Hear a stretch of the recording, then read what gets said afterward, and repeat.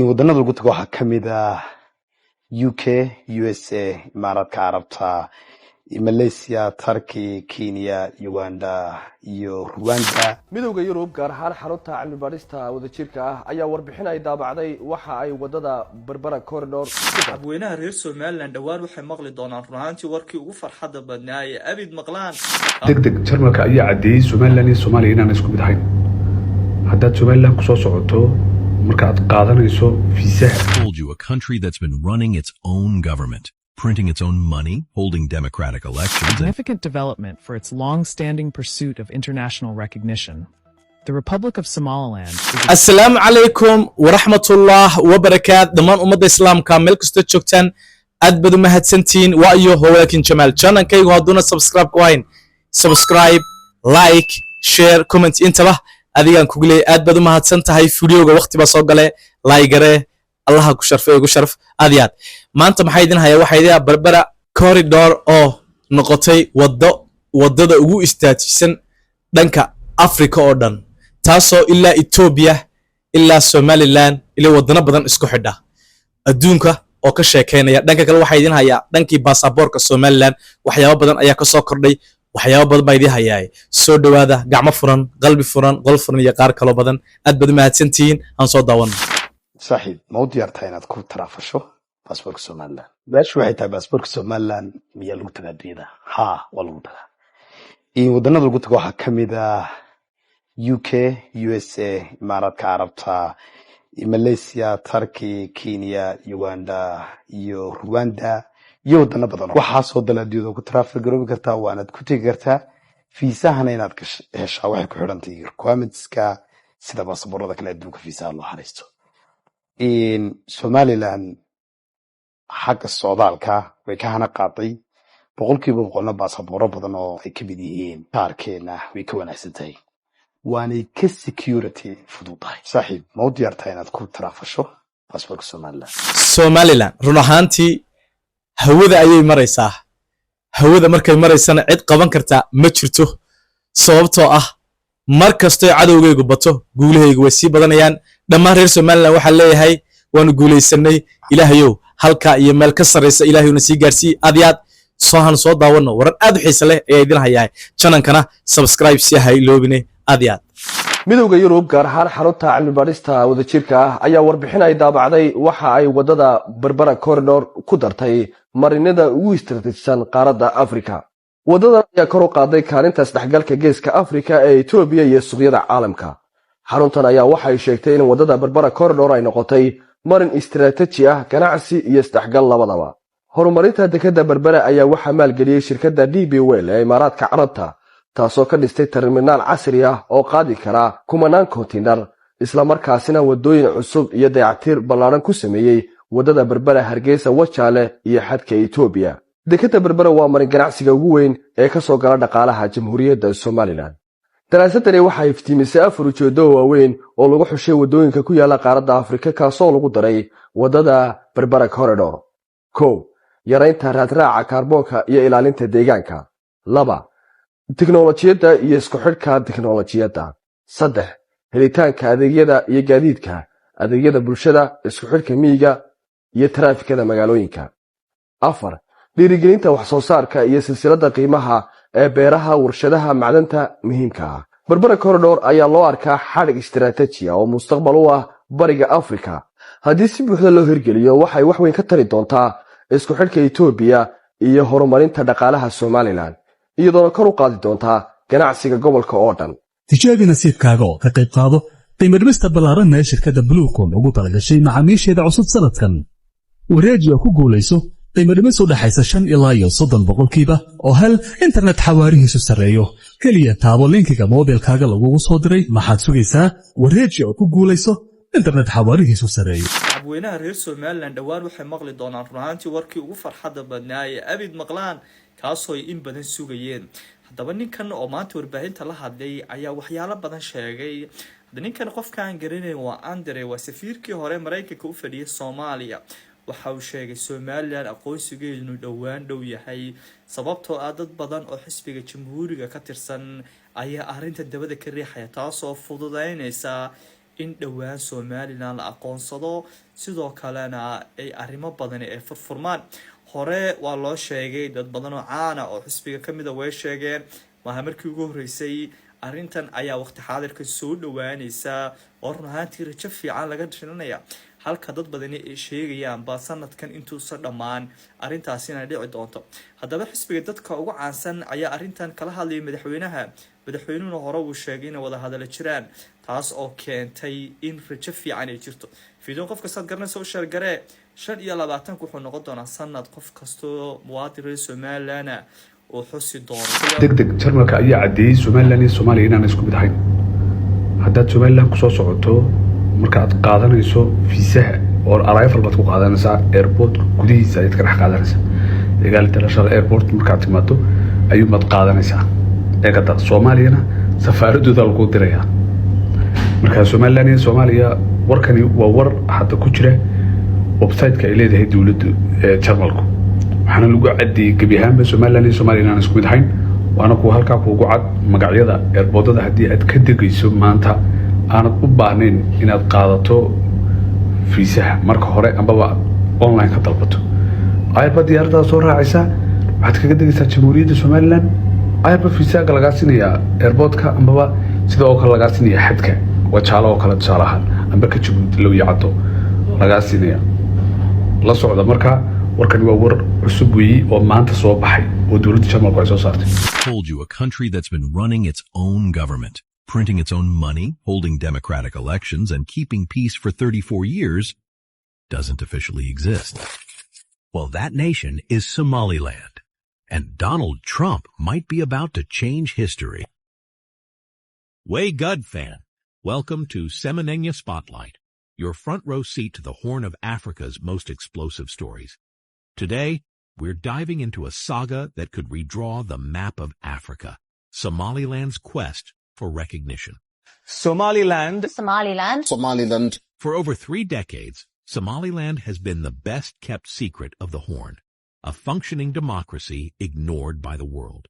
But now, whispers from Washington suggest Trump may recognize it as Africa's newest nation. Could Somaliland finally become the world's 194th country? Or will this ignite chaos across an already fragile region?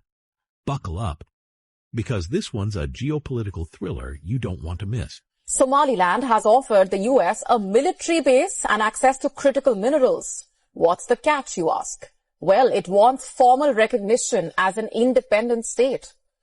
For over 3 decades, Somaliland has been the Horn of Africa's hidden gem, a self-declared state that's built a thriving democracy in a region plagued by chaos. Picture this.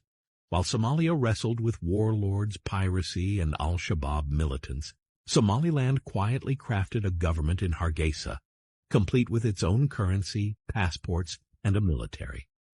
They've held free elections, 6 presidential votes since 1991, with the latest in November 2024, ushering in President Abdurrahman Mohamed Abdullahi.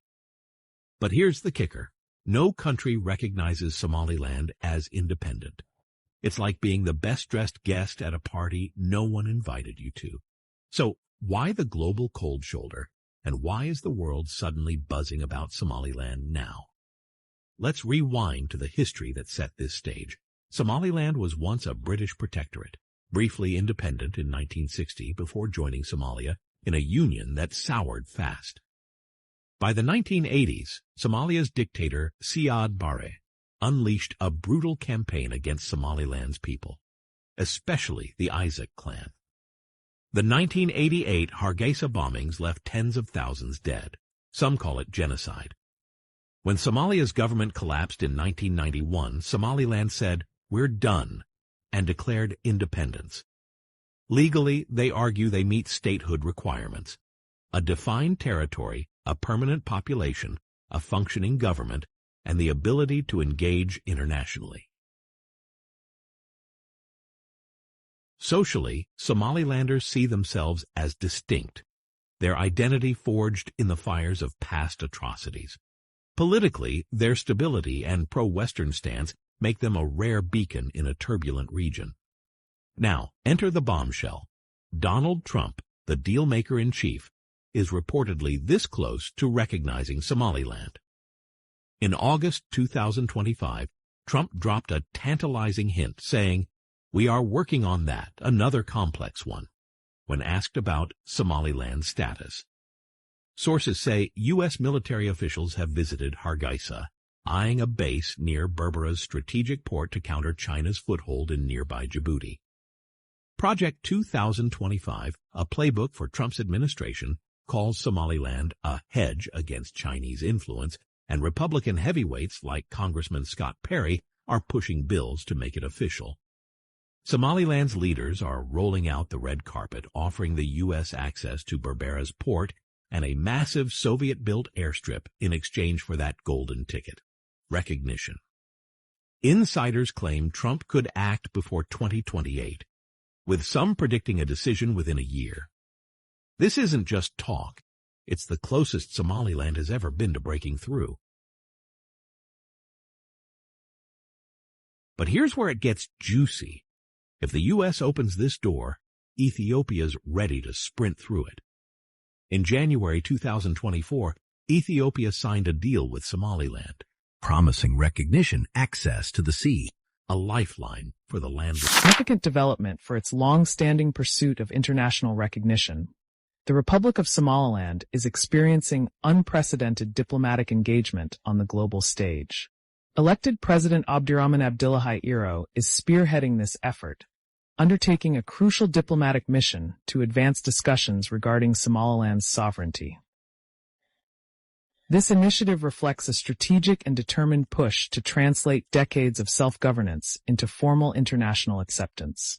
The diplomatic landscape shifted notably with the recent intervention of United States Senator Ted Cruz, a key figure on the Senate Foreign Relations Committee. Senator Cruz has formally urged the U.S. government to recognize Somaliland's sovereignty, explicitly citing the region's sustained stability, its role in regional counterterrorism efforts, and its strategic location along critical maritime routes. This move represents a substantial elevation of the recognition issue within international political discourse. Further amplifying this momentum is the robust partnership between Somaliland and Taiwan. The Taiwan Representative Office in Hargeisa has publicly endorsed Senator Cruz's call, framing the Taiwan-Somaliland relationship as an alliance of shared democratic values and mutual interests. This partnership, which includes cooperation on development, technology, and security, stands as a central pillar of Somaliland's strategy to demonstrate its capacity for international engagement and governance. The concerted efforts of Somaliland's leadership are being met with proactive support from its institutions. The House of Representatives has formally acknowledged Senator Cruz's support and extended an invitation for a visit, aiming to provide first-hand evidence of Somaliland's democratic progress and institutional maturity. As these high-level diplomatic maneuvers unfold, the focus also turns to the role of the Somaliland diaspora and its citizens. There is a growing call for coordinated public advocacy to bolster official efforts. This includes strategic use of social media to disseminate information on Somaliland's democratic achievements and its case for recognition, utilizing platforms to engage a global audience and influence international opinion. The convergence of high-level political advocacy, strategic international partnerships, and grassroots activism marks a potentially transformative period for Somaliland's quest for recognition. The outcome of this diplomatic offensive is being closely watched by regional observers and international stakeholders, who acknowledge its potential to reshape the political landscape of the Horn of Africa. As Somaliland's diplomatic journey unfolds on the global stage, your voice becomes part of this historic narrative. We invite you to join the conversation in the comments below. Share your thoughts, your support, and your perspectives on this pivotal moment. Don't forget to subscribe to our channel to stay updated on the latest developments as the world watches Somaliland's determined pursuit of recognition. Together, let's amplify the story. haddii aad ilaa dhammaadkii ila joogtay aad baad u mahadsan tahay qalbi furan qol furan iyo qaar kaloo badan aad baad u mahadsan tahay halkaad i gaarsiiseen iyo meel ka sareysana idinka ayaa idiga sugayaa aad baad u mahadsantiin. Thank you so much.